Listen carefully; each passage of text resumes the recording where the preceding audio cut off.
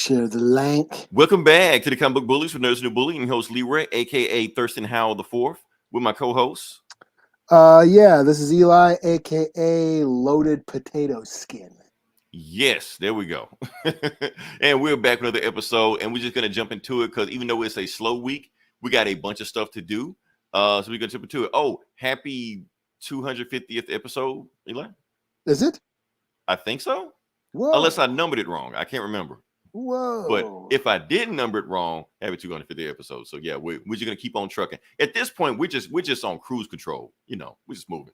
We are a well-oiled machine. Yeah.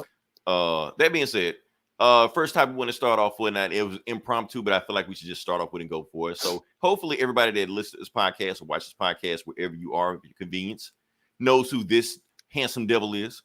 You know, Stanley Lieber, aka Stanley. So apparently Marvel has worked out a day. Now you haven't seen him like I said, he passed in 2018. A couple years ago. A while ago now, if you really think about it. Yeah. Like 4 years ago, shit. Yeah, like 4 years ago when he passed.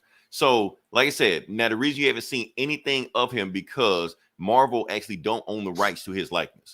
His own company owns the rights to his likeness, and he had all this squared away even before he passed. So, and not just his likeness, but words like Excelsior, Nuff says like that. He owns the right. Well, he owned the right to those names. So Marvel can't use any of that stuff. But they worked out a deal. Who we got? Big Jake. What we got? Motherfucker Eli in the house. Yeah. Oh, I'm here too, Jake. So yeah, don't forget Leroy, my illustrious co-host. Right. Well, I feel like Vanna White when you say this shit. The one and only. Right. The lovely Leroy. What was I talking about? The voluptuous. Right. Voluptuous and luscious Leroy. Anyway, back to Stan Lee. Okay, so like I said, so they worked out a deal where now that they can use Stan Lee's likeness again. And what they plan on doing is using Stan Lee's likeness in CGI fashion. That's what I meant earlier by they're reanimating his corpse. Yeah, so like I said, just like Doctor Strange said in the movie, killing me won't kill me. And that's the same thing they do with Stan Lee. So I don't know how I feel about this because that's pretty much what you're doing. You're reanimating a corpse when you do stuff like this. Yeah. We saw it done in Into the Spider-Verse, but he had just passed and he did that before. No, that was his voice. That was him. That was him. Yeah. He but that was that was his voice doing it. Yeah. He did it before. He did that. He shot that before he passed. Right. So that's why. And but he it came signed out off on it, all this stuff, and And he came out. It came out out. That's why it was like. When we get to Stanley, it actually got got a little tear jerky on that moment, but because what he was saying, it was, and I think he had passed when it aired, when it came out. Like it was like a month. It was like a month, like not a month even a after. month. Yeah, something like that. Really fresh in our minds, and then that scene hit. Do we want a Stan Lee biopic? Here's the thing, Jake. You want a good comic book movie biopic, or the movie probably sucked anyway. Look up the guy that made Wonder Woman and watch his biopic. That guy lived a life. I haven't saw that. I've read some of the book. I never finished the book he wrote or the book about him. But yeah, that was a kinky motherfucker. Yeah, he was a wild boy. Yeah. Now, unless Stan Lee got shit in his closet like that, then we can go there. But if not, then that's it. So yeah. But yeah, that's what's going on right now. So I don't know how I feel about that. Like I said, Stan Lee isn't signed off on that. And the fact is, since Stan Lee isn't here to sign off on this stuff, when people use his likeness, they can make him do and say whatever they want him to do. COVID isn't real or all the bullshit like that, Earth is flat, because he can't say that. So I don't know how I feel about that. And honestly, I don't think, and people could say, oh, you could talk about General Tarkin, Grand Moff Tarkin. That's the name, Grand Moff Tarkin. Okay. I think that's different because Grand Moff Tarkin is a character. Yeah. So like I said, the original actor don't own the rights to that character. So yeah, you can do different things with the character different. Stan Lee, on the hand, was a real person. So when you have people simulating real person, I think that's a little bit different, But some people say Stan Lee was a character also. Is he going to do his voice? Like, what's up with are they going to try and do his voice? Well, of course they're going to get impersonated. They're going to get, I don't know, Steve Martin or some shit and do it. I don't know. The guy from Police Academy or whatever. Right. they'll find somebody that can replace him. So yeah. And so yeah, it's a little weird. It's a little weird, but that's this nostalgia thing going. Everybody like, oh, Stan Lee should come back. How can Stan Lee come back? He's gone. It's funny you said flat Earth because Neil Adams believed in the hollow Earth. I don't know if you knew about that. There's like YouTube videos where he was like going on and on, and he thought the Earth was expanding and that there is a hollow Earth, like in Godzilla versus Kong, like some shit. So he's crazy too. Okay, So he does have a multiverse theory also. You know. Yeah. Anybody Police Academy still alive though? Steve Gutenberg, come on, he got to be alive, right? Is he? I'm sure. We haven't heard anything. Yeah. So let's assume. Forever. So let's assume he's still alive. Mahoney and Taco Berry. Well, Bubba Smith. Taco Berry's gone. No, I think Bubba Smith's gone too. Oh, is he? Oh, damn. Yeah, Taco Berry's gone. What's her name? Hooks. Hooks is gone. Yeah, because we said we shouted out her when it happened. Yeah. So most of them. Yeah, I think Mahoney is Bobcat Goldthwait. He's gone. No, he's still kicking. Is he? Yeah, he made like a movie a few years back. Yeah. Somebody, we need a fact checker. Oh, did he? Okay. I thought for sure he was gone. Oh man. All right, so let's go to the next part. Okay, like I said, Eli, I saw a movie, and I'm excited to talk about this movie. All right. Okay, so the movie I saw was Chip and Dale Rescue Rangers on Disney Plus. Eli, I'm telling you, if anybody hadn't seen this movie, if you remember the Chip and Dale's Rescue Rangers TV show or cartoon, watch this, because I'll be honest with you, this shit was hilarious to me. It was hilarious to me. It wasn't what I expected. I just thought, it's gonna be some Disney Plus shit. They just throw this like that. No, it has some like hilarious shit in it. First off, the plot isn't what you expect it is. They actually like break the fourth wall all through this movie. So Chip and Dale were like best friends growing up. They show them doing the show, and then they get mad because one got bigger on the show than the other one. So they fell out for like 30 years. And now since everybody is rebooting everything, they're like, man, let's do a reboot, man. Let's get back together. They're like the Temptations. Fuck you. Yeah, like you're like, no, I'm not getting back together with you. Leave me alone. Then some shit goes down where they gotta, actually do some real detective work. And it's got like a dark plot to it, like human trafficking and drug sales, stuff like that. But it does it in a comedic cartoon way where it's like, well, kids won't catch the shit. The lighter side of human trafficking. Right. And it's got the funny joke. So I know everybody has seen this meme so far. I don't know where it came from. The Batman versus E.T. Oh, yeah. What's that one? Yeah. Oh, is that one? That came from this. Yeah. Because Chip was at home watching, because they keep remaking shit and keep doing shit over again. So they're just at home watching Batman versus E.T. And E.T. is like, E.T. forgives you, Batman. And then he's like, this is the stupidest shit ever.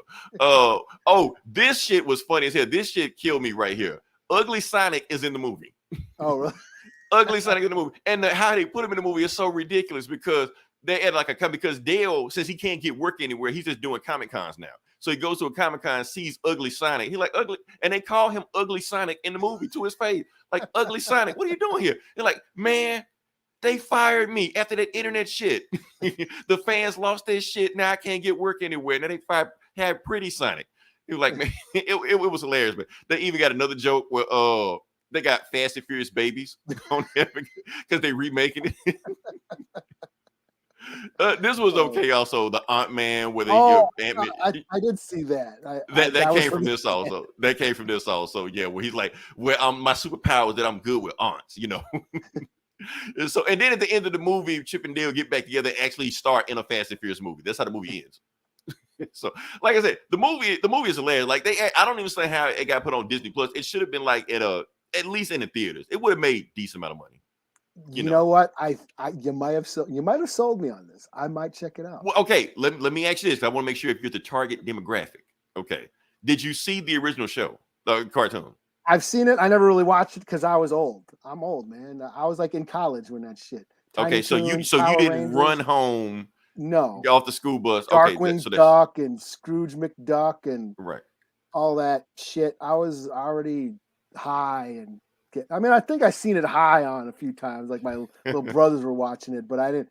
It wasn't. I grew up on Transformers and G.I. Joe and Tom and Jerry, Looney Tunes shit. You know what I'm saying? Yeah. Like I said, Jake, if you go into open mind, I thought it was a funny movie. You know what it is? It reminds me of Who Framed Roger Rabbit. Okay. That's kind of matter of fact, Roger Rabbit is in the movie. Yeah. I saw that in the theater. I did like Roger Rabbit. I'm trying to say, did I see Roger Rabbit in the theater? I can't remember if I saw it or not. I did like the movie. I love the movie. Now, like I said, it puts you in the mind frame of that because the same thing, like cartoons are getting kidnapped and they gotta find it. That's why I mean, like the human trafficking thing is keep coming up and stuff like that. Yeah, You know, Betty Boop was like a waitress or whatever. yeah, some shit like that. She was And still in black and white. There's no work once everything went color or some shit. yeah, and that's the thing. Like that's why I say the thing got dark, because like one of the co-stars of the Rescue Rangers from the '90s, like he's drugged out now, 30 years later. He's like, man, I just need some money, man. You know, like they put that shit in this cartoon. Like, okay, you know, but it's in there, and that's the thing I like about it. So it kind of reminds you of a Who Framed Roger Rabbit, almost like a Ready Player One, Space Jam. Like, didn't he just throw everything in there? Yeah, well, that's the thing about like rebooting stuff. Like doing it sounds like they did it right, because kids these days they're playing Minecraft and watching anime, and they don't give a fuck about Chippendale. You know, right? They don't know who the People fuck that is. Don't even give a fuck about Chippendales. You know? Yeah. So and that's the thing. Like they're walking around like we're Chippendale. Like we don't know who you are. Yeah, like if you're gonna do it to the target audience, which is the motherfuckers who grew up on the shit, who are like in their 30s and 40s now. Right, because this shit came out 30 years ago. It just they were like, oh damn. You know? Yeah, so they're gonna like the shit. They're gonna laugh at that shit and get all the jokes. Whereas a kid who's fucking on TikTok all day, who the fuck is these chipmunks shit? These little rats. Who Framed got the second hottest animated bunny? Jessica Rabbit wasn't a bunny, but yeah. Unless you're talking about Roger, I don't know. Whatever floats your boat, Or Bugs Bunny and drag. Right. Oh man, but that's all I gotta say. If you got time to spare, you want to watch Chippendale Rescue. If nothing else, watch it so you can understand the memes that are popping up all over the place. If nothing else, for that, I think we move on. Okay, Eli, you're up now. I think you got this one. We're talking about Prey. Yeah, the new Predator movie.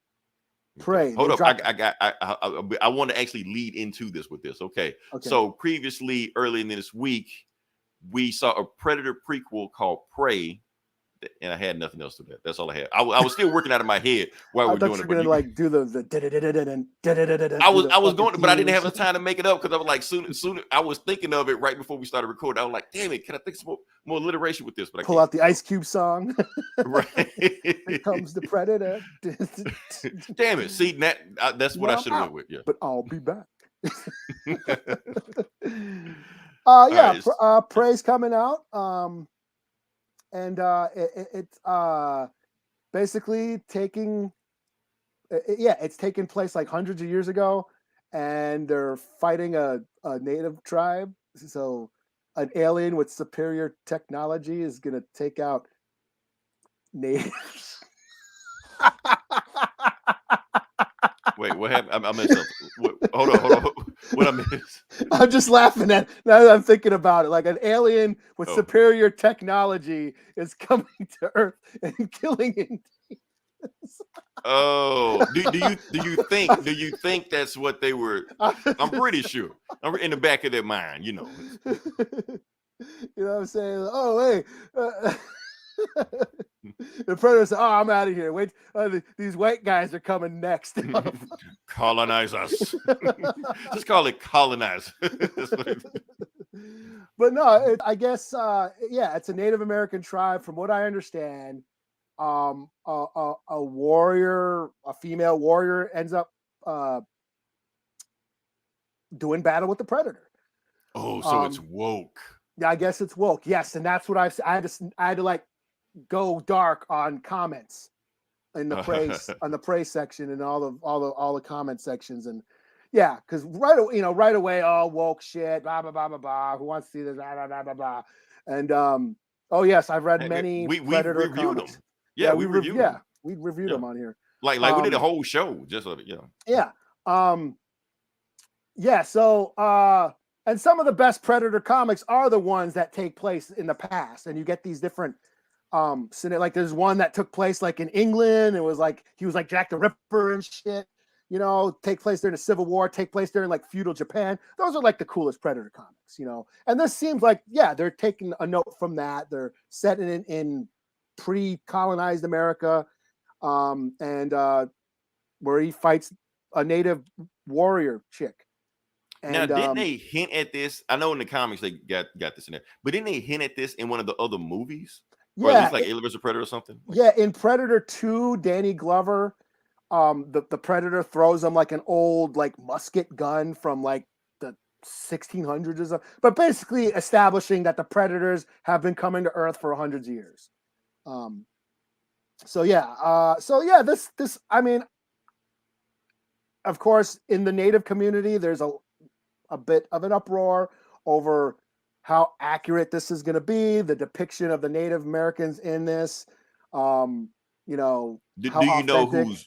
who's like writing or directing or anything like that? The guy who did one of the Cloverfield movies is directing it, but from what I understand, they hired a producer and like probably some like cultural advisor or some shit, you know, like they always do to cover their asses so they can say They say that and they it, say yeah. that and then they do whatever the fuck they want anyways, you know? Right. They just throw him like a big check and he just looks the other way. Like, Yeah. like But maybe you shouldn't do that, but I'm yeah, counting my money. So yeah. but the way I see it, I'm like, okay, it's a white guy making it. I'm not looking for authenticity. I'm not looking for accuracy in the Native portrayal. Just give me a cool Predator story because that's all I want. I just want a cool Predator movie because frankly, they've all sucked since Predator 2. That's what I think. Okay. And at least we agree that Predator 2 was awesome because I know a lot of people love didn't Predator like 2. that. That is an underrated movie. It really that's is. Based on speaking of the comics, that's based on one of the comics. Urban Jungle, Concrete Jungle. Yeah. It was Schwarzenegger's brother or whatever, but then they turned him into they went woke in that movie and race swapped the guy and everything. Yeah, but yeah, I love Predator 2, and I haven't really liked any of the Predators since, and I just want to see a cool Predator movie. You know, I seen people bitching about like, oh, how the fuck is this little skinny little, you know, Native girl gonna take on a Predator when, you know, it took out these muscle bound dudes with machine guns. I was like, don't you? Obviously, you don't remember that Arnold Schwarzenegger beat the Predator with bows and arrows and booby traps and spears that he carved out of the bushes. Machine gun shit didn't work. That was the whole point. He carved that shit out of the bushes, and that's how he did, you know, and he outthought the Predator. You know, was outthinking him, and strategery is what defeated, you know, the Predator. It was thinking, not muscle-bound macho men. You know, which was the point of the Predator. Like, yeah, these muscle-bound macho dudes with big giant fucking guns couldn't take out this creature, but the creature it was a horror movie for most people. It was like a flipping the trope, you know, where instead of like the slasher girls, you got the slasher dudes, you know. Yeah, and it took them out by hunting them, by being a ninja, you know, by being Rambo, you know, thought them, you know, hidden, creeping in the shadows and all that shit. So yeah, that's not like out of the realm of believability when you know, that should not happen. No, he's good where he's at, wherever he's at. Yeah, well, he directed the last one, and I thought that one sucked. Right, he's fine with. And he wrote it too. He wrote it, yeah, but this. Yeah, so did Fred Decker, who like did Monster Squad and like Night of the Crypt. Yeah. I don't know, Jake. That last one sucked. That AVP. The first one I was doable, was watchable. I thought I thought those sucked too, but you know, I don't know. I haven't liked any of them, and yeah, because I read the comics, I think my main thing is I want the universe to be blown open because I've read the comics and they've expanded the worlds. We've seen the Predator planets, even though they went to a Predator game reserve on that one shitty movie, but it was basically a knockoff of the original. It's just dudes with guns running around and one chick running around in the jungle. Right. You know? It's nothing new we hadn't seen before. And like the Predator movie with the dogs with the dreadlocks. Oh, that was stupid. I didn't see that one either. Yeah. I just want to see something cool and quit rehashing shit. And don't make half the movie be a mystery about what's happening. That's my biggest pet peeve. Right. Well, it was cool in the first one when you didn't know what was going on. Yeah, but after that, we want to see them. Right. Yeah. Once the sequel is established, we don't need to watch actors for an hour going, "What's happening? What's going on?" Like we already know what's going on. The audience is there to see a movie called Predator. We want to see predators and shit. you know, and I can't stand that for like an hour. People, there's a mystery we already know the answer to. Don't waste our fucking time. Just get to the fucking predatory shit, you know. Predatory. Yeah, get to the spine ripping shit. That's right. You know. So yeah, in the end, I just want to see a cool Predator flick. Hoping I'm not looking for native accuracy because I know I'm not going to get it. So just don't make it stupid. Don't make natives idiots. That's all I ask. Here's what I say, Eli. Here's what I say. Save your anger for when the movie comes out, then unload on this shit. Then let everybody know, oh, this movie fucking sucked. Here's why it sucked. I'm gonna give you the whole show, Eli. Just let loose. Just go off on this shit. Yeah. But yeah, like I said, I just want to see a cool movie. I'm suspending my belief until, like I said, when it comes out. Until they confirm it. Don't pull a Suicide Squad. That was just a joke. I was just joking about Slipknot and Suicide Squad. You didn't have to prove me right. I saw it coming a mile away. And that's the bad part about it, that I saw it coming a mile away. So I was like, when the first thing they did, he punched somebody, a woman at that. Oh, well, he got to die. They want you to root for him to die. Oh yeah, that's how the movie. You should have seen all these like native news websites. There's a Native American in a comic book movie now. Oh, it's like big news. It's straight to. Oh yeah, it is coming to Hulu. I forgot. Yeah, Jake, you're right. Yeah, it is coming to Hulu. Okay. So I get to watch it too. Yeah. Oh, okay.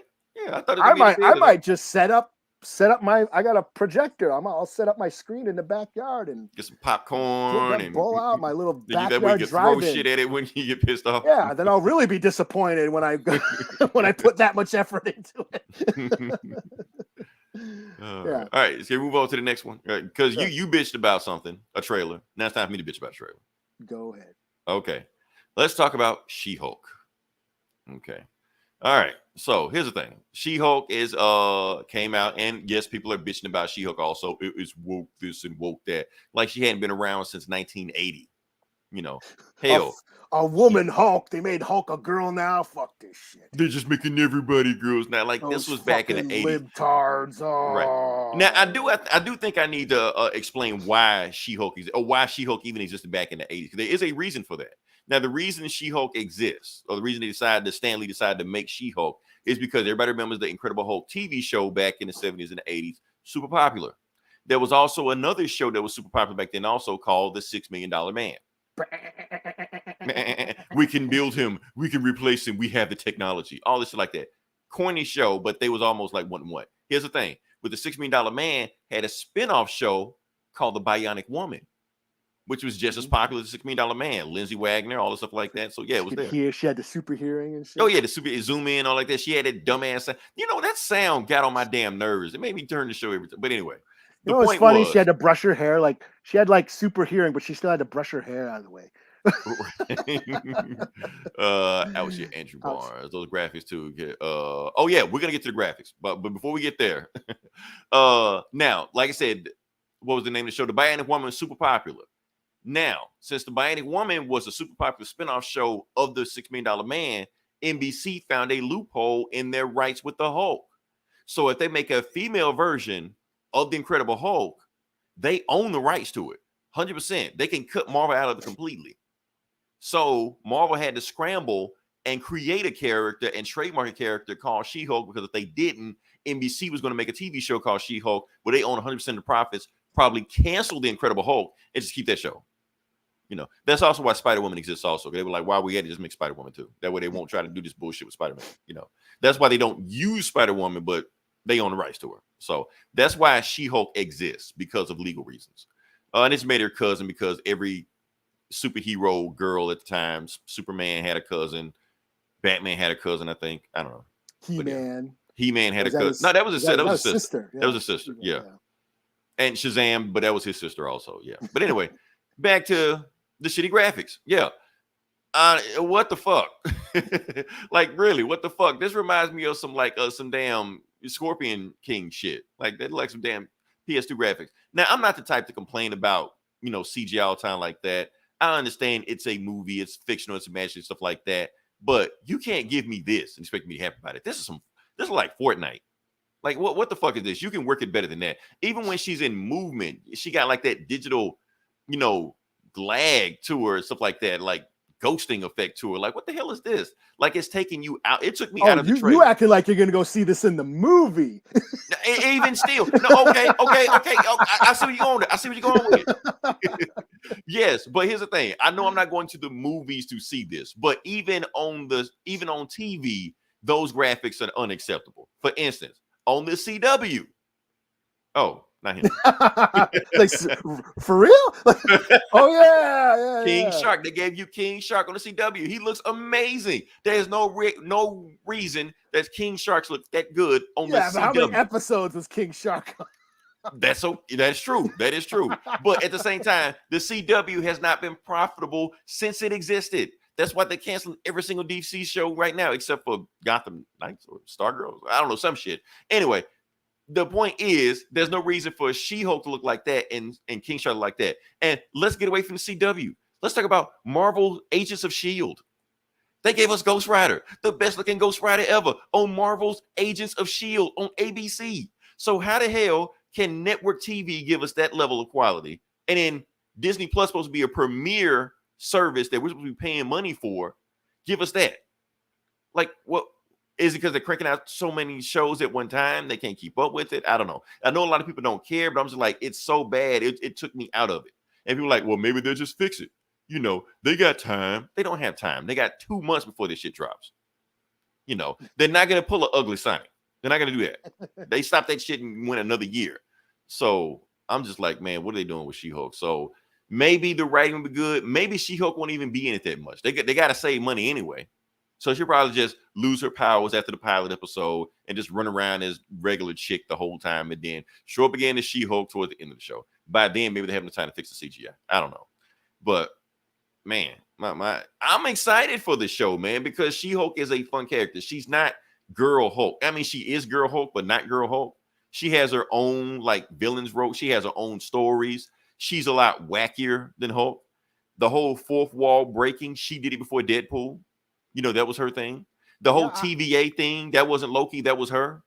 Yeah, I'm looking forward to the show. I thought it looked funny. Yeah, sensual and humor with Dak. Shulky. Do you mean Dick? Oh, David Anthony Crap. Okay. My mind went somewhere else. I'm my bad. Well, thanks for listening, COWBOY. Yeah, thanks. But yeah, that's my thing. Like I said, you can have fun with a She-Hulk character. Even the whole lawyer aspect of it is fun. Like the name of the show is She-Hulk Attorney at Law. So the whole thing of her being a procedural drama where you got superheroes showing up and she got a defense like that, I'm in for it. And people wondering whether or not Daredevil will be in the show. Yes. I'm telling you right now, I'm guaranteeing it. If he don't, I'm eating a cheeseburger. I ate a cheeseburger. Taco. I mean a taco. From Taco Bell? From Taco Bell? I'll give him no. I'm gonna go to a Mexican restaurant, or actually a real Mexican restaurant, or the real taco. That'll show me. if Matt Murdock will be in this show, I guarantee you. I'm putting a stamp on it right now. I'm guaranteeing it. The same we guys covered, this is coming from me. So yeah. So that's my thing. I'm hoping that the She-Hulk show is good because I'm excited for a She-Hulk show. But man, they gotta fix those graphics, man. Maybe they are doing a bait and switch. Maybe the graphics look good and from the beginning, just make it manageable. Maybe it's not her final form. or something. Yes, Matt. Okay, yeah. Yeah, it would make sense. Well, they did announce that they are making a new Daredevil series for Disney. Yeah, which we already knew that anyway, So they come in hot. What do we got? He doesn't show up. I'm gonna be disappointed. He will be in it. Jake, he will be in it. I guarantee you. He's saying it right now. You saw it. I did not see it. I don't have it. Well, he said it. May 23rd, 2022. Leroy is declaring. I'm declaring it. I'm guaranteeing it. Matt Murdock will be on the show. I didn't say how long he'd be in it. Did see? And Foggy too. Whoa. I didn't say all that. This is good. This is awesome. Zero sugar. Citrus? I don't know what this is. Is that citrus water or whatever? Sparkling ice or something? Yeah, I've had those. Those are good. This shit is awesome. I like it. Yeah. They're not paying us, so enough with the commercial. All right. Can we go to the next? Oh, you're up now, Eli. Am I? What do I do now? Oh, you know. You know. Hold up before we get there. That Chip and Dale's movie was fire. I don't care what it was. Yes, thank you, Jason. He agrees. I might check it out. I think Leroy might have sold me on it. And watch you come back like this shit. Fuck this shit, man. All right, so Vidja Game section. Now you're taking over to the Vidja Game section. This is normally for the Vidja Game section on this podcast. Anybody listening, this is the point where Eli gets him to take a piss break, like in the middle of the podcast, or go smoke some cigarettes or like that. But he's actually running it this time because he played a game. So we're gonna sit back and let Eli talk about what he played. Well, you better run the graphics. You're the tech director. So okay, I'll produce. You host. You know. Here we go. Okay. Matter of fact, so yes, I played Evil Dead, the video game. And this is his footage playing. That's me. This is me playing single player mode. It's very difficult. It's very hard. I can't beat this fucking level. It's the first one. There's a lot of, there's no checkpoints, man, and I can't find I can't find any of the health, and I end up dying, and I get to the end and I keep dying and shit because I never have enough health. But so you can't Rambo your way through this game. Yeah, it gets challenging, but this is made for the co-op. It's one of those co-op games like Friday the 13th, like The Predator, like Left 4 Dead, where the fun is getting together with friends and playing online and mobbing the shit. And in that sense, it is fun, especially if you're a fan of the Evil Dead series like me. I've been waiting for this game. It was a blast. There's all kinds of characters. You can be Ash from every movie. OG Ash. Yeah, I was just about to ask you which Evil Dead is it closer to. Yeah, you could be Army of Darkness Ash. You could be Evil Ash from Army of Darkness. There's like characters from the TV show. You can be Pablo and Kelly. It runs the gambit on characters and Easter eggs. But basically, you get together with friends. Your mission is to find the pages of the Necronomicon. And they're scattered all over the map. You find each page, then you have to find the Kandarian dagger, and then you open the portal and send the demons back. Meanwhile, if you're playing against a head-to-head game, you can also play as a demon, as a deadite, and you can go around and possess people and try to kill them and shit. It's like Left 4 Dead. And out, I've played some of these games, Predator and Friday the 13th, these co-op horror we games. streamed Friday the 13th on here one time. So but this one, there's a lot more shit to do, especially if you're like a survivor. Like, because in Friday the 13th, you don't have much to do. You're kind of hiding. Maybe you go find the battery and you find the car, but you're basically hiding the whole time. Whereas this, you get to engage in battle. You get to, fight. You can actually, while you're looking for, all these items, Deadites are coming, and you get to fight them. Okay. Yeah, that's like one of the bosses and shit. Yeah, he just it takes a little more time to fucking kill him. I hope you don't die right here, Eli. No. Okay. I died later on. There's me taking a sip of the health drink to get me back up and running. But yeah, it's loaded with Easter eggs, and you're a lot more active. Even like games like Dead by Daylight, you're just kind of running around hiding from the killers. You get to engage with them in this one. You get to actually fight. The battle system's a little janky. The camera movement's a little weird. The battle, the fighting, the moves are a little sloppy. But in the end, it's just a fun homage to the movies, to the Evil Dead series. And I've played, and this is one of the better Evil Dead games I've played. Fistful of Boomstick was a lot of fun. Didn't it have that Dead by Daylight game? Did they make an Evil Dead version of that one? There's like an Ash character. I never downloaded him though, but okay. But yeah, I didn't play Dead by Daylight that much, but mostly because I don't know anybody. But now I was playing with people that I knew, and it's a lot of fun. That's what it's meant for. Like I said. There is single player missions. They are very challenging. There's no checkpoints. You die, you're going back to the beginning. So you spend, a half hour on a level, you die, you got to do all that shit all over again. So that's where it gets frustrating for me. But like I said, the fun is in the group play with the co-ops, getting together, choosing your characters. You can like upload your weapons, upgrade your weapons, upgrade your moves, upgrade your characters and all that. And so it's a lot of fun. So if you get it, if anybody gets this shit, add me on Xbox, Thrash Jaws with a Z at the end. Get at me. We'll get a party going, and we can. It's fun. It's fun when you get the party going. So yeah. I mean, graphics look pretty good on this game. Yeah, I mean, it's very gory. Like I said, all the Easter eggs, the one-liners, Ash's one-liners that he's always spouting. The wisecracks, groovy, and even as some of the other characters, Kelly and Pablo from the Ash versus Evil Dead series. It's funny. If you're an Evil Dead fan, you're really digging this. So. If you like the Doctor Strange movie, you'll play this game. You'll kind of see where a lot of the shit came from. So yeah. Dark Hole, Necronomicon, same thing. Yeah, pretty much. Yeah.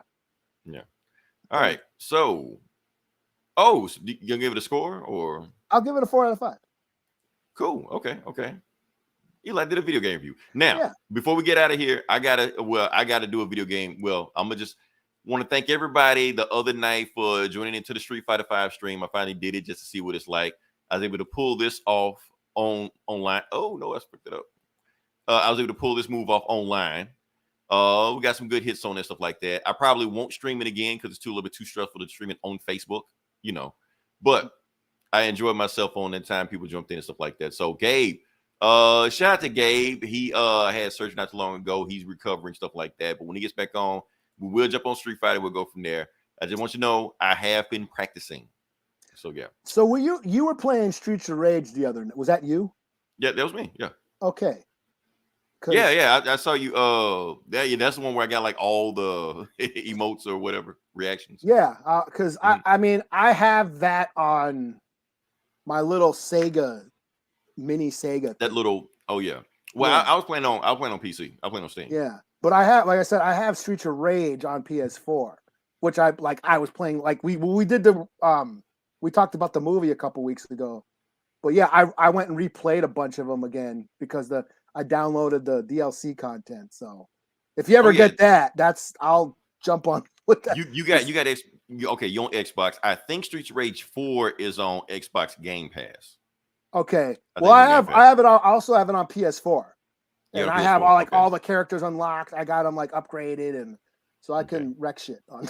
Tell you what, let me see if I can renew my Game Pass, and we'll come back to it. We'll see. All right. Because I never played 4. I never played 4 before. Oh yeah. Well, it's an updated version of, you can do more combos. Of course, the graphics are way better than the 8-bit or 52-bit. 30 years later. So yeah. So, but it's essentially the same game, same moves, same style, same button mash and beat 'em up shit. Yeah. I got to, because I got to think more stuff to stream to see what people are going for, but we'll kind of go from there. Yeah. Or I might just do something else. I mean, like I said, NBA players right now, I'm maybe watching that, so I don't know. Yeah, I renewed my Game Pass and I downloaded this Capcom old school beat 'em up bundle, and it came with Final Fight. And what do you have that on? That's on Xbox. That's on Xbox. I might get that. Hour later, I had beat it. Right, because the game is super short. Yeah, like we at home, you don't have to worry about pumping in quarters. This is back in the day, 5-6 levels of just punching the shit out of people. All right. And they're fun. They're just a lot of fun. You just sit there, relax. I don't have to worry about saving shit or weird these games get so and just beat. You don't have to sit there and think and where I gotta go. Just you see that guy, fight him. That's it. Shoot him. Fallout. Fallout. I'm collecting trash for 3 days, or Ghost of Tsushima. I'm writing haiku and shit. You got to go talk to this person. Yeah, I just want to cut motherfuckers up. Can't I just hit people? Right. It was just 2 buttons. That's all we needed.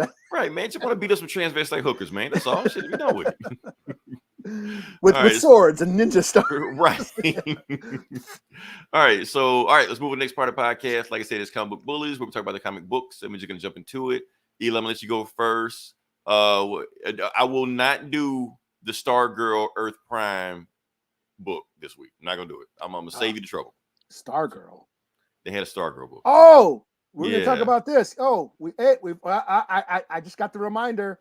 I got Wait, the reminder. I told you I was gonna forget. What So did I forget? Because I can't even remember what I forgot. Here we go. I'll bring it up, man. There you go. Let's see. Oh, damn it. I was hoping you forget. Okay. We got to talk about Gotham Knights. Not this shitty CW show. The shitty game is coming out. Now, I want everybody to know there's a disclaimer on the Gotham Knights game that's coming out, I think, next year. The game will not be on PS4 and Xbox One. It won't. It will only be available on the Xbox Series X and S, that version, the PS5 and PC. That's it. So you don't own those systems, you can't play this game. They already put the disclaimer out. So just let you know that now, if you want to play it. So yeah, that's all I had to say about that. We can get past this shitty game. Yeah. So no, well, I got a PC, so I can play it, so I'm good. Fuck y'all. Right. Sucks to be you. See, here I go bragging about being a master race again. I'm not gonna do that. It's almost like they say, like PC players are kind of like vegans. We never stop talking about the shit. So yeah. All right. So yeah, what you got? I guess I will go to, let's see. No, I better stop a do I stop a screen? Oh shit. Okay. No, I stopped the screen. Let me share the screen again. Okay. I will go with Nightwing. Nightwing. Number, what is this? 92 or something? I don't remember. Nightwing 92, yeah. All right. Good call. So Tom Taylor, y'all. So basically this is they're celebrating Dick Grayson, and he's, they're renaming the city Haven. It's no longer be called Bloodhaven. It's just called Haven. Yeah. And they're celebrating Dick Grayson, doing all that charity work that he's been doing because he inherited all that money from Alfred. And of course, during that thing, Blockbuster wants to, sabotage it. So he hires a bunch of like these thugs in masks and shit to basically go and fuck up the city and start shit, ruin his day. They take out all of the city's surveillance cameras, and but of course, Batgirl's like, hey, they took out all the city's cameras, but not my cameras. So she's got footage of everybody, and he goes around kicking everybody's ass and ripping off their masks to expose them. He takes off their masks so y'all can see who they are. Yeah, so the little parallels to what was going on January 6th, Oh, shit. I don't think we ever going to let that go then. Wondering how they all got caught because none of them were wearing masks.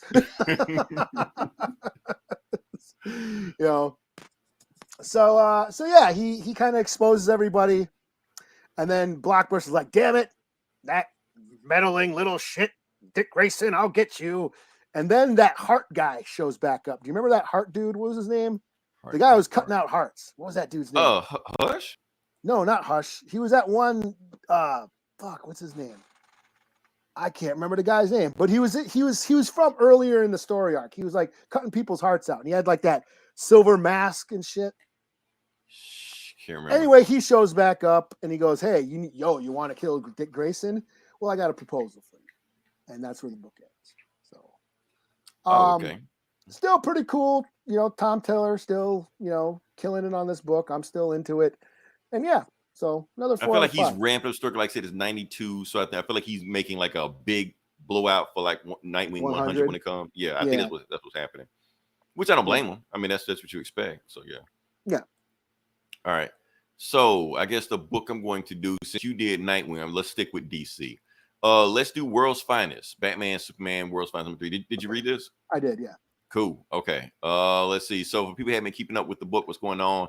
Batman and Superman are teaming up because they're fighting this demon called Devil Nezza, who's been dead for like 1,000 years or some shit. And now he's back to raise hell.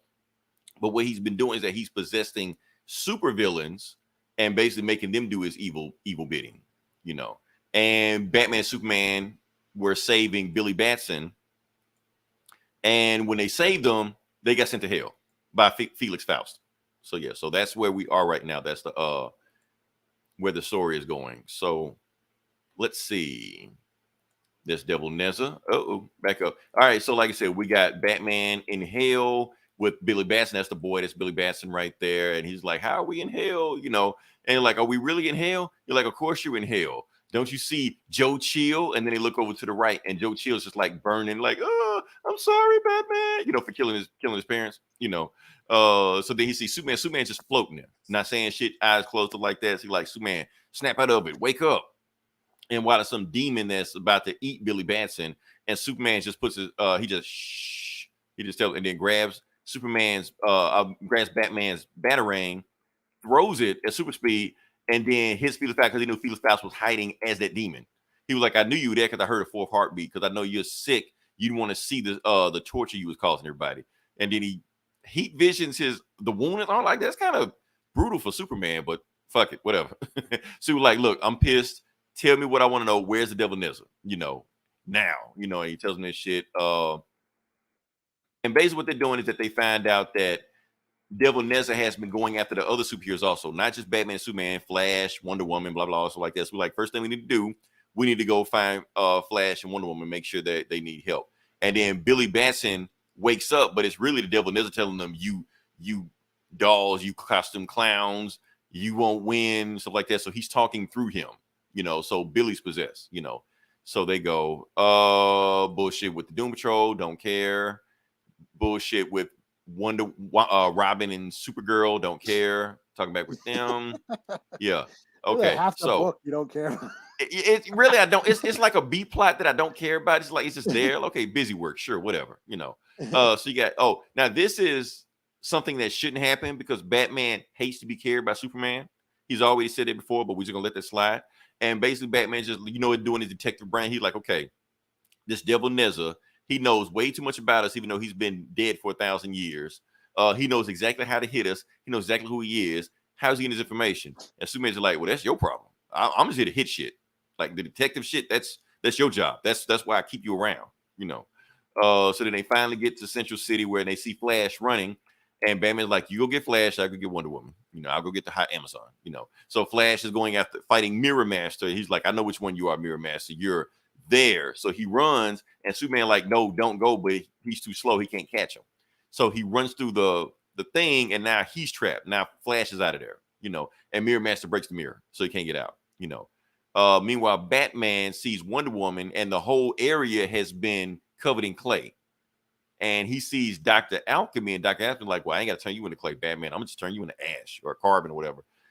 So Batman is dodging. Superman wraps Mirror Master in a light pole. Tell me, okay, tell me where you put Flash. Look, I'll do better than tell you. I'll show you. As he shows like the red portal that where Flash got caught in, and the portal starts chasing Superman. He's like, run, Superman, run. So, and he can't heat vision it because it's magic. Magic is one of his weaknesses. So he just keeps flying and trying to outrun it. Meanwhile, Batman is dodging blasts from Dr. Alchemy. He's like, what can I do? And Superman's like, look, Batman, I need you, the next blast that Dr. Alchemy shoots you with, I need you to just stand there. Don't dodge it. You're like, what? Yeah, don't dodge it. So Dr. Alchemy sees Batman, blasts him, and that's when Superman flies right the time when that red portal hits him just the right time, and it destroys itself because it's like magic on magic. And that's when Superman smacks Dr. Alchemy, knocks him out, and Batman's like, I could have dodged that shit even at the last minute. You're like, man, quit lying. And then that's when Hal Jordan shows up, and he's just like, don't worry about it. I just got word that the Devil Nizza is no longer controlling supervillains. They're like, cool. And Batman's like, wait, word from who? You're like, who do you think? And that's when they trap him in. Green Lantern traps him in like a green cage, and that is stuck. And Batman's like, okay, none of this shit makes sense. How the hell is he getting this information? So he's like, Alfred, has anybody been tampering with the Bat computer? And Alfred's like, no, sir, nobody's been messing with the Bat computer. Everything looks good on my end. And then it turns out the Devil Nizza is standing behind Alfred. Dun, dun, dun. So that's how he's been getting his information. He has been hacking the Bat computer the whole time. So yeah, so that's what's going on. So yeah, pretty good. Honestly, the Wonder Woman, I mean the Superboy, Robin and Supergirl shit, it's okay. It slows the book down. I just want to get to Batman, Superman. All this other Doom Patrol shit I don't care about. As long as I get that, the book is hitting for me. So yeah, yeah, I like it. So I just stuck with that one because we're doing like DC. So yeah. So what you got next? Well, I guess on to Marvel for me. Cool. Okay. I will do New Mutants number 25. I'm surprised. I thought they canceled it. I thought this was done. But I guess it's an X book. They'll never cancel it. So, but it's back. Pretty much the same team or same writer, anyways. I mean, other than Hickman, 'cause I know Hickman was writing one time. Yeah, but this is that Vida Alala. Oh, she was writing the Nubia book.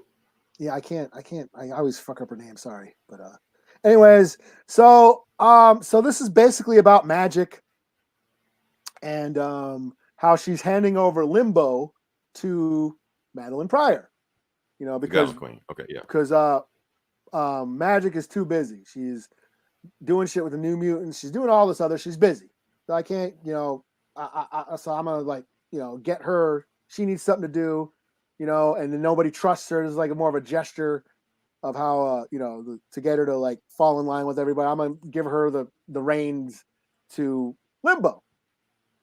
And of course, you know, we have Rain and Danny Moonstar are like, that ain't a good idea. We can't trust her. So there's all that going on.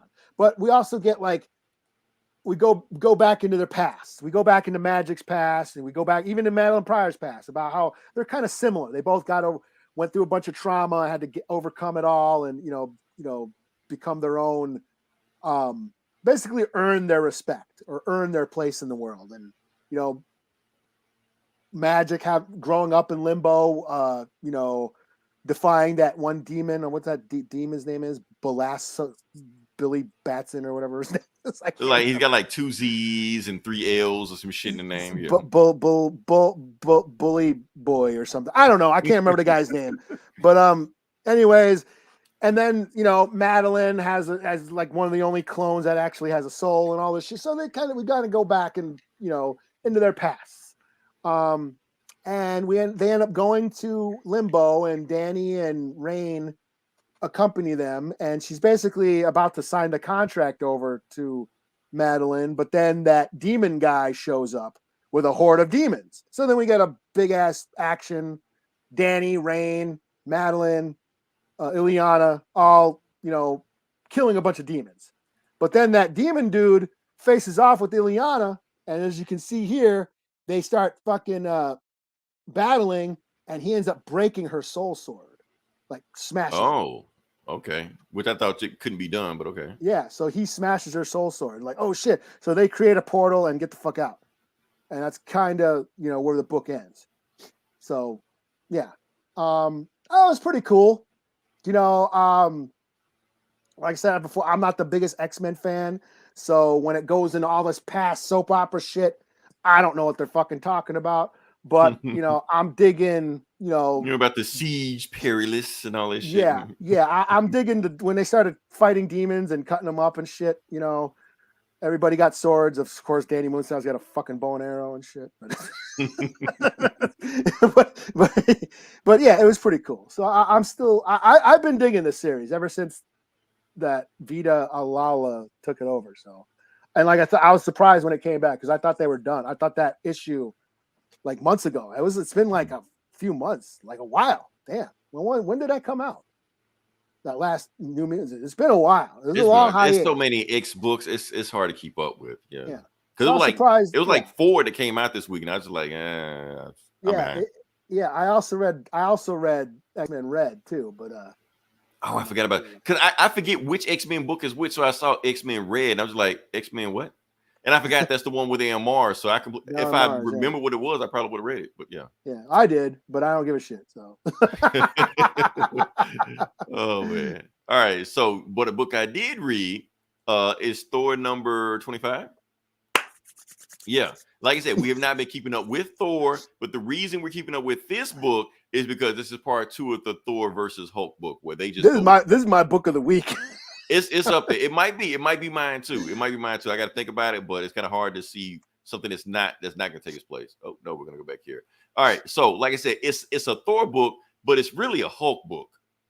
It's the Banner, or it's the Banner War, or whatever it's called. War of the Banners, or something like that. Whatever. That's the thing. Hulk versus Thor book. like Thor's barely in this book. And you know what? I don't care. You know what? I just thought about it.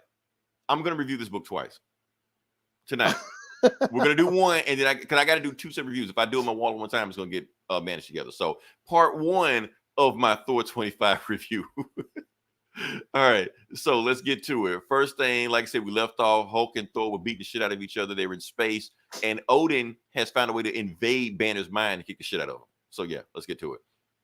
Anyway, at Avengers Tower, we see that the Avengers have found out where Hulk is, or at least Tony has figured out, and he's got like Reed Richards, the Fantastic Four, and Shang-Chi sitting there and stuff like that, and other people.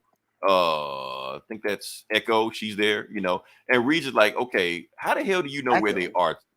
Oh yeah. Oh, I just noticed the feathers. Yeah, I just. That's how.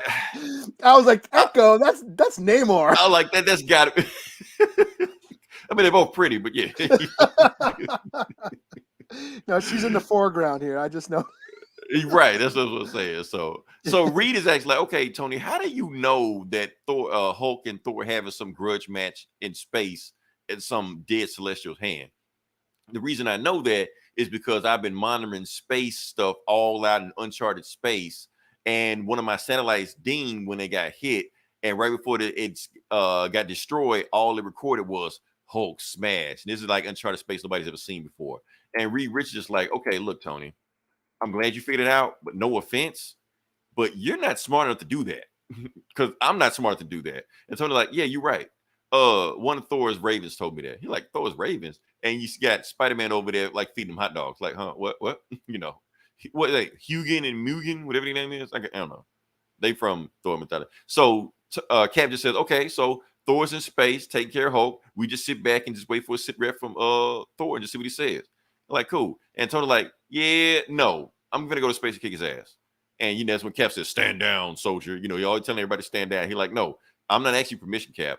He tried to kill me last time we fought. Like, I saw it in his eyes. He would have killed me if he had the chance. So I'm done playing around with him. I'm going up there and I'm kicking Hulk's ass. So I got to finish him off and be done with it.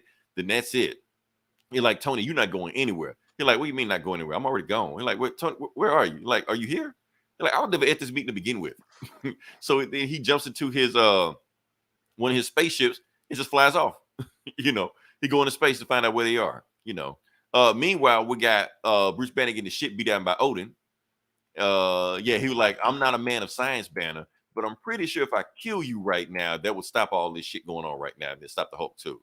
He was like, oh, you think it's that easy? Okay. And then, no, you're in my mind. So he started using all his wires and machinery in his mind to trap Odin. And he was just like, look, Odin, yeah, you may be a big dude where you are old man, but in here, I'm God. And then that's when he starts beating the shit out of Hulk again. And they just start going to work and he starts shooting him and shit, blasting them. And let me see if we can cut to the end of this. Yeah. Meanwhile, Odin and Hulk are just still just going at each other.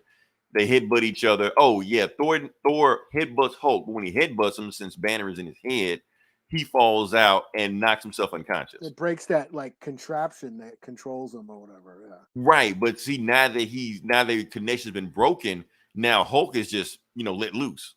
Yeah.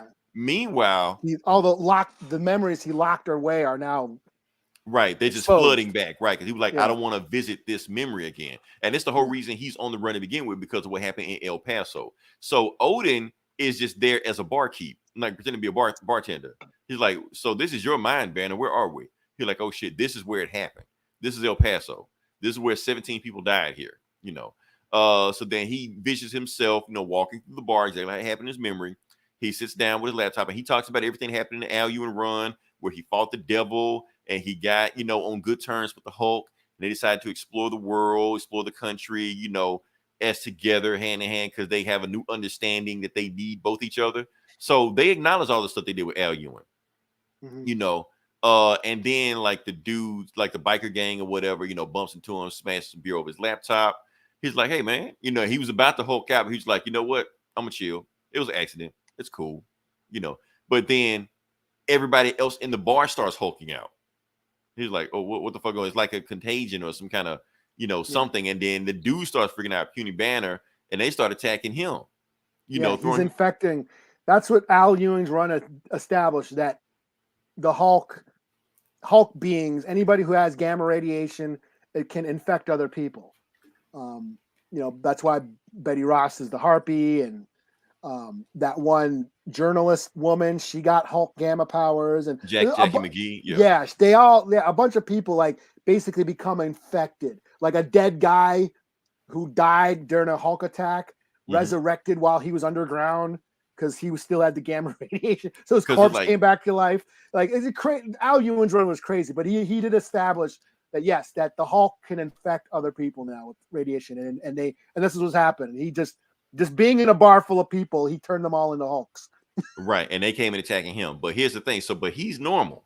Yeah. So what he does as normal Bruce Banner, he like blacks out and shit like that. Just goes, unconscious, and then right before they try to attack him, he kills everybody. I gotta explain this shit because this shit was brutal.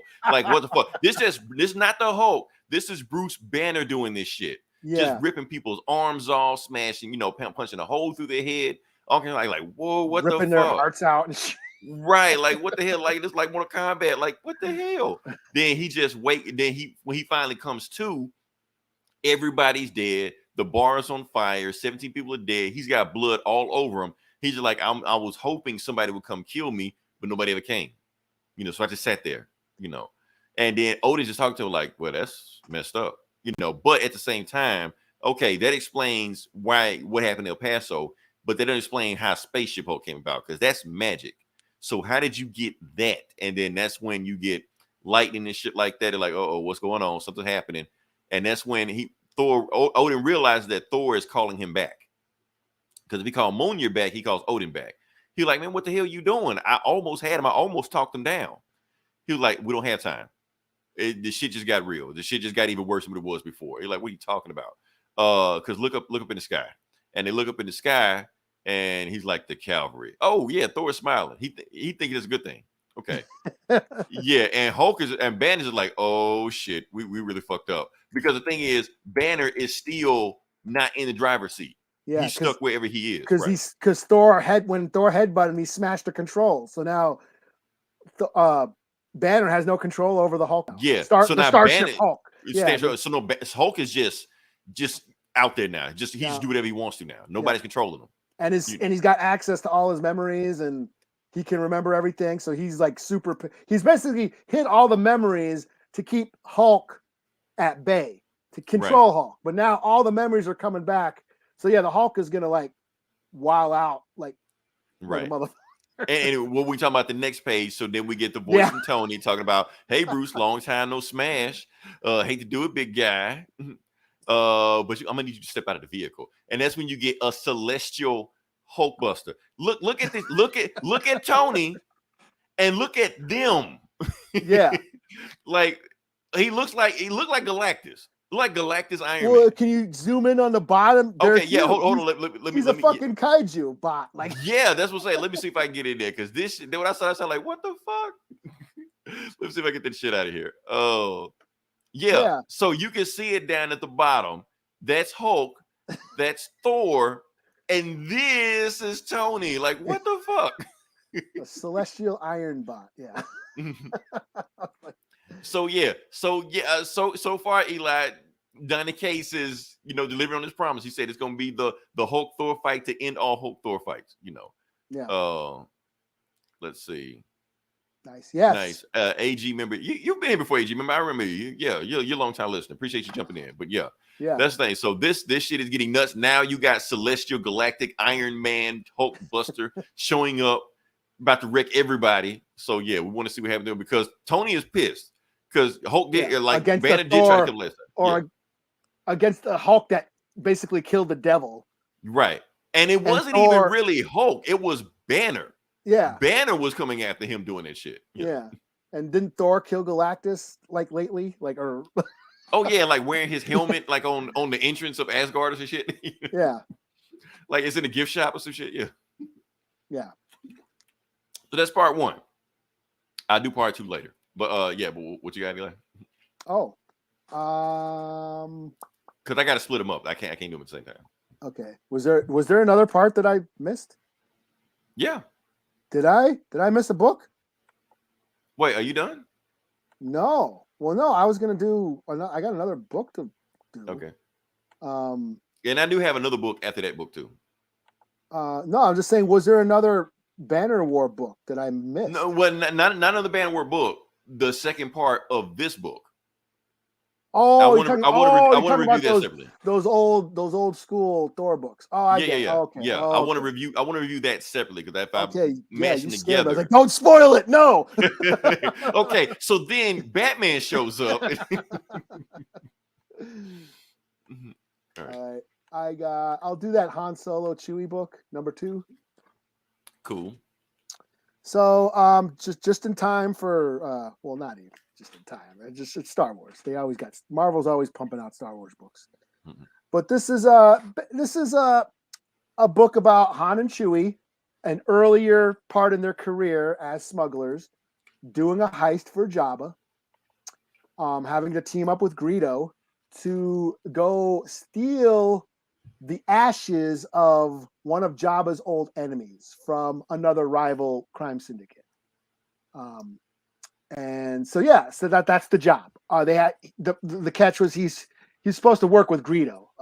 Greedo is one of Han Solo's rivals. If well versed in your Star Wars lore, Han Solo shoots Greedo first. I don't care what those special editions say now. Han shot first. I mean, well, there was no reason for Greedo to shoot. He was trying to bring him in to get the reward. So. Yeah. So they're on this job, and it's back on Corellia. Corellia is where Han grew up as a street kid, doing crimes and shit, running on the streets, doing thug, hustle shit. And he ends up finding his dad, his long lost dad, who was who worked in the shipyards. So basically, they end up teaming up, and his dad ends up going on the job with them. So as you can see here in this panel, it's Han, his dad, and Greedo sneaking into the mob boss's apartment or whatever to get this this this thing that they're trying to steal. And of course, when they get there, it's gone. It's nowhere to be found. Greedo ends up stealing some other valuable item and ends up setting off the alarms, and that basically a whole army of security guards show up and like, hey, freeze, you're under arrest. And that's kind of where the book ends. And then meanwhile, there's a space bounty, a bounty hunter's after Han, and he's like searching for. He's like on Tatooine, questioning Bib Fortuna where Han is at, and blah blah blah. So like another side plot where a bounty hunter's after Han over some shit. But this is just a simple crime caper, with Han Solo and Chewie on a job, on a crime job for Jabba, and it's fun. I give it a 3 out of 5. It's pretty fun. This is what I want to see more of. I want to see more of that, the criminal underworld of Star Wars. That's why I've been reading the bounty hunter books. I kind of fell off during the War of the Bounty Hunters when they started dragging Luke and Darth Vader in and all that. Right, shit, making this big crossover and stuff. Yeah, like just give us the crime shit. Give me the scum and villainy, because that's what I want to see. And I feel like they're kind of afraid to go there sometimes, especially with the Boba Fett show and with the Solo movie. Like it's like they're afraid to go to explore that more. They're always bringing lightsabers and Baby Yoda and shit into these crime stories. Even in Solo, right. They're making him a good guy. Like, we didn't need to see Solo be a good guy, because in the first movie he wasn't a good guy. In A New Hope, yeah, he shoots Greedo in cold blood. It was like he was an anti-hero. He was just pretty much in it for himself. He was a criminal who didn't give a shit. He was going to let Leia die, on the Death Star. Hey, they're going to kill her. Better her than me. Like, he was a cold, calculating criminal who didn't give a shit. And right. He didn't get a conscience till the end of the first movie. Yeah, and then that's the story arc. Even in the second movie, the only reason why he hung around, because he was trying to bang Princess Leia. Right. He didn't really give a shit about the rebels or what their cause was. Like that, yeah. And but it's that story arc. You see this like criminal grow up conscious and end up giving a shit. So, that's why I just wish they would. I want to see more of that. And it was kind of like the parallel between Lando and Han, the Empire. So Lando was supposed to have been what Han looked like before he joined him. Like, he was a scoundrel, sold him out for nothing, didn't care, only cared about himself. And Han was supposed to have grown since then. So you kind of seeing like a parallel of what he was versus what he, but yeah. And Leia even says, "Can you trust Lando?" He's like, "No," but he's got no love for the Empire. Right. He's a criminal, just like I was. Right. So yeah, that's what I want to see more. And I feel like they're just too. They don't want to go there too much, but they still shove the Jedi and the Skywalker shit into these. Here's the thing: villains and anti-heroes are in style right now. Yeah, that's what everybody likes, like everywhere else. But for some reason, Disney hasn't caught on to that yet. Yeah, like everybody else is doing it, but Disney hasn't. Like the MCU really hasn't gave us like a villain movie yet. They haven't given us like a Doctor Doom movie or anything like that. We got Venom and Morbius and all the other bullshit like that, Joker and Harley Quinn, but Deadpool, Suicide Squad, Deadpool's Peacemaker, a villain. Peacemaker, yeah. So villains are what's hot right now, but Disney doesn't want to do that. And like Boba Fett, they neutered Boba Fett. They made, even in the Solo movie, they made him like a good guy. He was always a good guy in the end. Because Boba Fett is a villain. Just make him a villain. And we got the Obi-Wan show, which is coming up, and that's fine. But like, we've had 6 seasons of Obi-Wan on the Clone Wars. We've, you know what I mean? Right. But that's what people want to see, lightsabers and shit. That's like, But personally, I dig these little stories of the Han Solo doing crime shit, being a criminal back before he was a good guy, Right. Everything didn't have to be the fate of the galaxy. Basically. Yeah. And he's doing a job with his long last dad. This reminded me of Indiana Jones and Last Crusade, with Sean Connery. That's what kind of reminded him of. He's running around doing this job with his dad, his long lost dad. And I enjoyed it. So yeah. All right, we got do love you guys, reviews, keep up the great podcast. Thanks, AG member. Yeah, good looking out. Appreciate you hanging on to us. All right, so next book I'm going to do. Okay, the next book I'm going to do is a milestone book. Okay. Milestone dropped the book this week, but it's not static. It's not Icon or Blood Syndicate, anything like that. It is a new character, new book. Oh no shit. Yeah, like not even from the 90s. This is some new shit. So Naomi, is it? Not Naomi, nothing like that. It's not. They're not even black. Oh, really? Yeah. So this is the name of this character is Duo. This is Duo number 1. It's actually by Greg Pak and somebody else, and I think even Jim Lee pitched the story. Okay. So it's kind of like we always talk about the black superheroes, I guess, like that. So this like their Asian version, and it's still set in the Milestone universe. So let's find out who Duo is. Like I said, new character, never existed before. This is his debut or their debut. Let's see what we have. So Duo starts off with that. So you got these this couple, David and Kelly. They're an Asian couple. What part of Asia? Vietnam, Korea, China. We don't know. We'll figure it out when they cast the movie. But until then, all we need to know is that Kelly and David are in love. They're in love with each other, and they're scientists, and they're pitching this idea to this company called Hilarious. That's the name, Hilarious, yeah. So, and they're basically saying, look, we got this plant that can generate cells, so it'll heal anybody from anything. That's the thing. But we just need a little bit more money to really test it out. And the dude that's the name of the billionaire's name is Marius Chung. Marius Chung is his name. He's like, okay, yeah, but here's the thing. I've read the research on what this thing can do.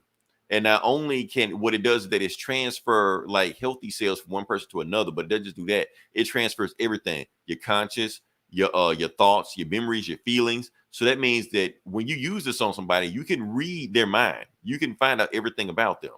And look, I may look like a nice person, but look at me. I'm a billionaire. I did some dirty shit to get where I am. And if you read my mind, I promise you wouldn't like me right now.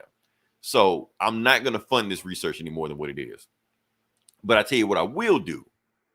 I'll pay you $1 billion if you hand over all your existing research for you right now. So, and that's all you got to do. So David and Kelly is like, man, that was the hardest thing we've had to do. Turning down $1 billion. So they turn it down. They don't take the $1 billion. They go back home and they sit there and talk and just cut to it. And they get all lovey-dovey and you hear the saxophone music playing and yeah. And then cut away. Like I said, it's a kid's book, Meanwhile, I guess he's going for a late night snack. He goes into the lab and he sees an alien there getting ready to steal his shit. But he's also wearing like a explosive harness or belt, anything like that, and blows himself up. Ellie can hear it, walks in there, sees David completely fucked up, burnt up and all stuff like that. But she realized she could use her machine to repair him. So she would like heal him, heal him and stuff like that. And the machine uses her cellular functionality to heal him. Meanwhile, she disappears. And cut to the next day, and David's in the hospital and he's fully recovered. And asks him, "Where's my wife? Where's Kelly?" They're like, "She didn't make it." And they just see Kelly's bones just on the table. That's all that's left of her. But he can hear Kelly in his head. So apparently he absorbs Kelly's consciousness in his head so they can hear each other. They're basically like talking back and forth to each other, but he's like, I can't tell them what's going on because they know what's going on is going to be fucked up. So he takes the keys, takes his hand out, stabs himself. And he just heals himself because he realized those bots healed me. That's the reason I'm not dead right now. So he keeps walking, and that's when those aliens show back up. And he's like, I got to get these aliens away from these kids. So I'm going to just keep walking, go to the woods, stuff like that. And the aliens all have suicide bombs on them also. So like, oh shit. So instead of getting blown up this time, he moves and takes them all out. And then he's got super speed, super strength, the whole trope thing. He basically dismantles them all before they can deactivate the bombs, and then they stab him anyway. They all stab him at the same time, to try to take him down. But he heals up from that also. But that's when they let loose all the bots and stuff like that. And it kills them automatically. I guess it disintegrates them. And only disintegrates them, he gets like some kind of armor on top of him where you get his superhero costume.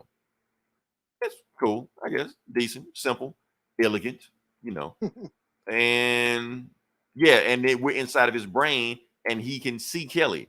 He's like, but Kelly is kind of like has to fight to keep herself in his brain because there's this force that's trying to drag her down. So yeah, that's the thing. So that's the book. So basically the duo is both of them together in his mind, and he has superpowers, super strength, stuff like that. And that's the book. Yeah. So, oh yeah, and then the end. Turns out that dude sent those aliens because that dude is an alien himself. So he walks outside. He's time for meeting. He walks on a cloud and he's surrounded by other immortals. And like, we got to get that thing, because we got to take over the world. And we need that thing that they built to take over the world. So we continue. So yeah, that's the book. So pretty cut and dry superhero story. We've read our fair share of superhero stories before. Who does this remind me of? Reminds me of Firestorm a little bit, because Firestorm is the same thing when they kind of combine, Okay. But this is, like I said, since it's man and woman, you can almost say it's like our first Asian milestone character, first non-binary character, even though he's clearly a dude, But they could have made it where they kind of like you couldn't tell which one was which, or they could like, whatever. Like Pat. Yeah, like Pat, where you couldn't tell what was Pat. So, but overall, it was decent. I probably stick around with it, but if it gets on, it's cool. Another book, but yeah. All right, so what you got next? I'll do Shaolin Cowboy, the new Shaolin Cowboy. Shaolin Cowboy is back. Jeff Darrow and was it Dave Stewart on the colors. Jeff Darrow, crazy artist. He, if you know who Jeff Darrow is, you know who he is. He's worked with Frank Miller on The Big Guy and Rusty the Robot, Hard Boiled. He was like a art designer on the Matrix movies.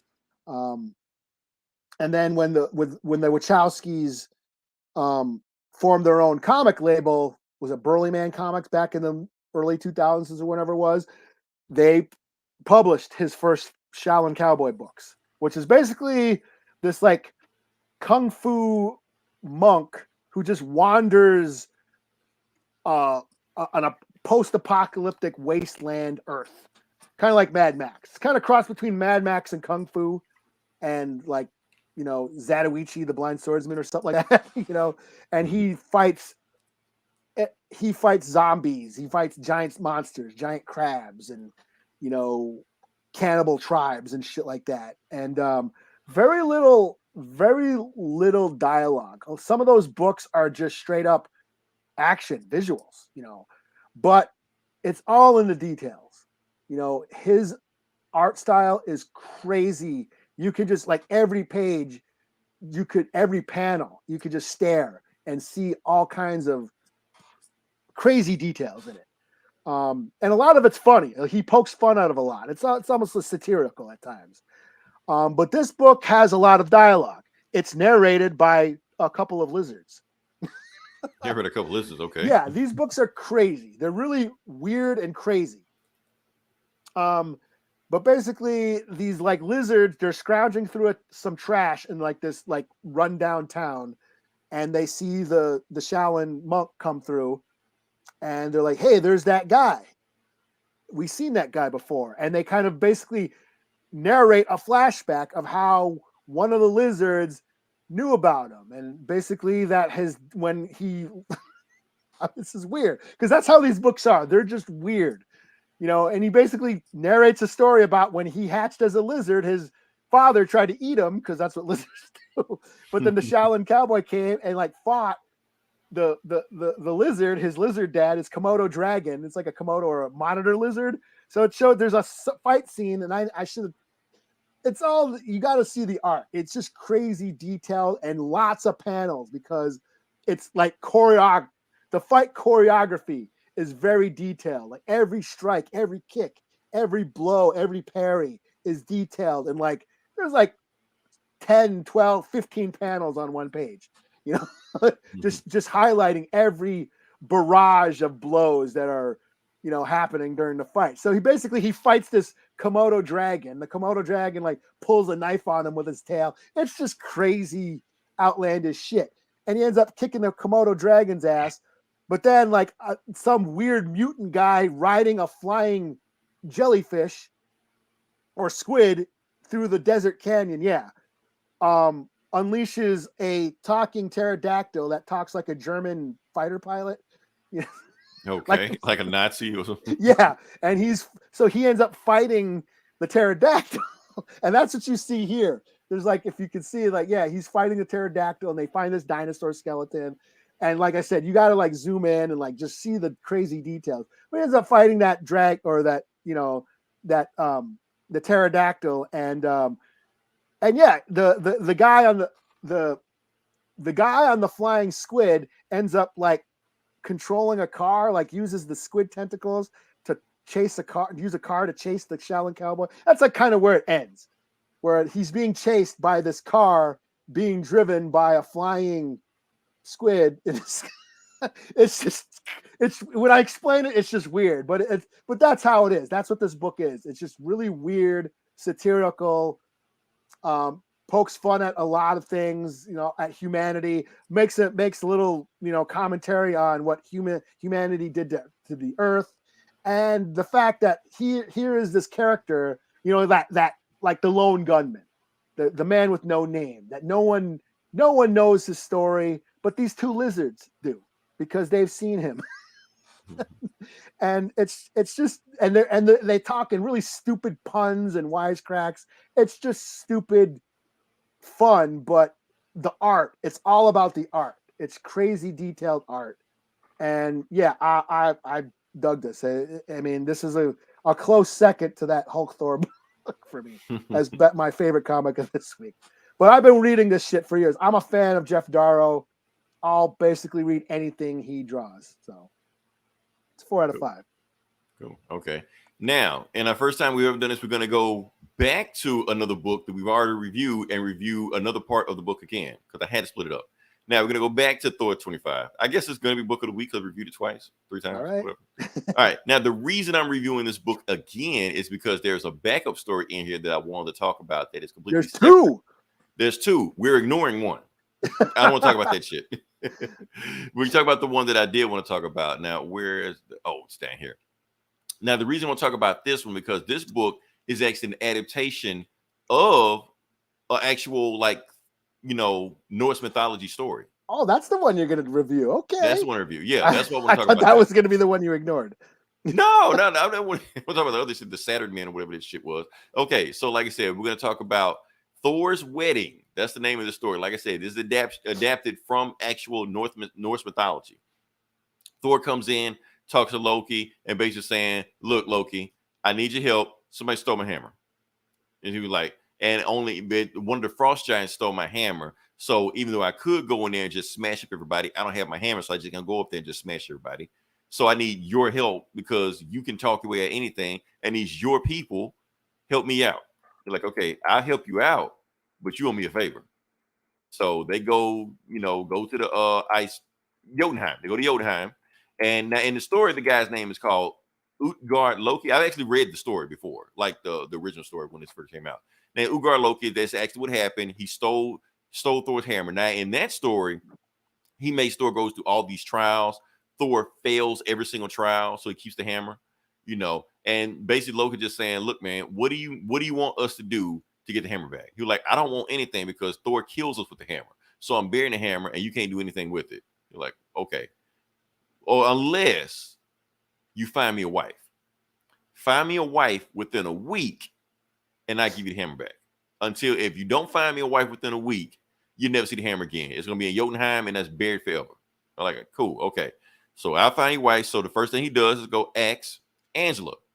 And Angela's like, "I'm not marrying a fucking frost giant." You're like, "Come on, man, it's for a That's good cause." Yeah. Spawn, Neil Gaiman's Neil Gaiman Spawn. That's a whole story, whole thing. I'm not sure if I talked about it, but if I haven't, I will one day. Yes, he was like, "I am not married to Frost Giant." He was like, "But he got my hammer." "Okay, go get your hammer back then." He was like, "But I can't because if I don't get my hammer back, then I can't go fight these guys because I need my hammer to fight them." He was like, "But so, and plus, once you marry him, when I get my hammer, I'll come get you." He was like, "Look, this is your problem. You deal with it." So Angela wasn't in the original Norse mythology story. Just be clear. She didn't exist back then. So yeah, not 1,000 years ago. But Loki's like, "Okay, but I got another idea." He's like, "But you're not gonna like it." "Okay, what's the idea?" So Thor, he's like, since he needs somebody to marry, how about he marries you?